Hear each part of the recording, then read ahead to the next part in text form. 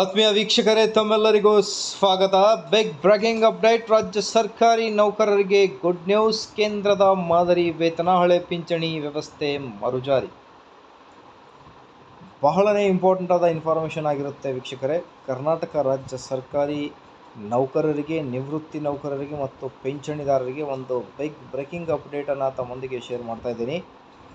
ವಿಡಿಯೋನ ಸ್ಟಾರ್ಟ್ ಮಾಡೋಣ ವೀಕ್ಷಕರೇ. ಅದಕ್ಕಿಂತ ಮುಂಚೆ ನೀವು ಕೊಡುವ ಒಂದೇ ಒಂದು ಲೈಕ್ ನಮಗೆ ಸಪೋರ್ಟ್ ಆಗಿರುತ್ತೆ. ದಯಮಾಡಿ ವಿಡಿಯೋನ ಲೈಕ್ ಮಾಡಿ, ಅದರ ಜೊತೆಗೆ ನಮ್ಮ ಯೂಟ್ಯೂಬ್ ಚಾನಲನ್ನು ಕೂಡ ಸಬ್ಸ್ಕ್ರೈಬ್ ಮಾಡಿಕೊಳ್ಳಿ ವೀಕ್ಷಕರೇ.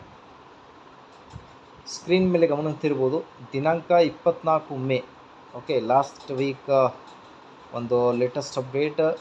ಕೇಂದ್ರದ ಮಾದರಿಯಲ್ಲಿ ವೇತನ ಮತ್ತು ಹಳೆ ಪಿಂಚಣಿ ಯೋಜನೆ ಕುರಿತು ಡೀಟೇಲ್ ಆಗಿ ನೋಡ್ತಾ ಬರೋಣ ವೀಕ್ಷಕರೇ. ರಾಜ್ಯ ಸರ್ಕಾರಿ ನೌಕರರು ಶೀಘ್ರದಲ್ಲಿಯೇ ಕೇಂದ್ರ ಸರ್ಕಾರದ ಮಾದರಿಯಲ್ಲಿ ವೇತನವನ್ನು ಪಡೆದುಕೊಳ್ಳಲಿದ್ದಾರೆ. ಈ ನಿಟ್ಟಿನಲ್ಲಿ ಅಗತ್ಯವಿರುವ ಎಲ್ಲ ಪ್ರಯತ್ನಗಳು ಸಾಗುತ್ತಿವೆ ಎಂದು ರಾಜ್ಯ ಸರ್ಕಾರಿ ನೌಕರರ ಸಂಘದ ಅಧ್ಯಕ್ಷರಾದ CS ಷಡಾಕ್ಷರಿ ಅವರು ಮಾಹಿತಿಯನ್ನು ತಿಳಿಸಿದ್ದಾರೆ. ನಗರದ ಕಂಠೀರವ ಕ್ರೀಡಾಂಗಣದಲ್ಲಿ ರಾಜ್ಯ ಸರ್ಕಾರಿ ನೌಕರರ ಸಂಘದ ವತಿಯಿಂದ ಆಯೋಜಿಸಲಾಗಿದ್ದ 2 ದಿನಗಳ ರಾಜ್ಯ ಮಟ್ಟದ ಕ್ರೀಡಾಕೂಟ ಮತ್ತು ಸಾಂಸ್ಕೃತಿಕ ಕಾರ್ಯಕ್ರಮದಲ್ಲಿ ಅವರು ಮಾತನಾಡಿದರು.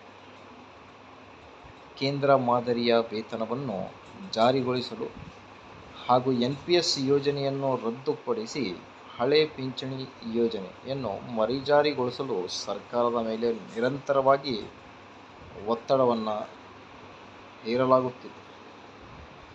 ಈ ಹಿಂದೆ ಮಾನ್ಯ ಮುಖ್ಯಮಂತ್ರಿ ಸಿದ್ದರಾಮಯ್ಯನವರು ಸರ್ಕಾರಿ ನೌಕರರಿಗೆ ಯಾವುದೇ ಹೋರಾಟವಿಲ್ಲದೆ 6ನೇ ಮತ್ತು 7ನೇ ವೇತನ ಆಯೋಗಗಳನ್ನು ಜಾರಿಗೊಳಿಸಿದ್ದರು.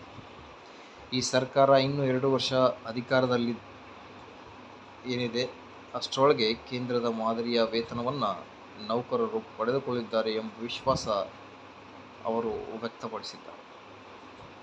ಹಳೆ ಪಿಂಚಣಿ ಯೋಜನೆಗೆ ಸಂಬಂಧಿಸಿದಂತೆ ಆದಷ್ಟು ಬೇಗ ಶೀಘ್ರದಲ್ಲಿ ವರದಿಯನ್ನು ತರಿಸಿಕೊಳ್ಳುವಂತೆ ಮನವಿ ಮಾಡಲಾಗಿದೆ ಅನ್ನೋದ್ರ ಬಗ್ಗೆ ಒಂದು ಮಾಹಿತಿ. ಇಲ್ಲದಿದ್ದರೆ ನೋಡ್ತಿರ್ಬೋದು ನೀವು, ಒಂದು ವೇಳೆ ಹಳೆ ಪಿಂಚಣಿ ವ್ಯವಸ್ಥೆ ಜಾರಿಯಾಗದಿದ್ದರೆ ಹೋರಾಟ ನಡೆಸುವುದಾಗಿ ಎಚ್ಚರವನ್ನು ಕೂಡ ನೀಡಿದ್ದಾರೆ ಅನ್ನೋದ್ರ ಬಗ್ಗೆ ಲೇಟೆಸ್ಟ್ ಅಪ್ಡೇಟ್. ಮಾಹಿತಿ ಇಷ್ಟದಲ್ಲಿ please like, share and subscribe.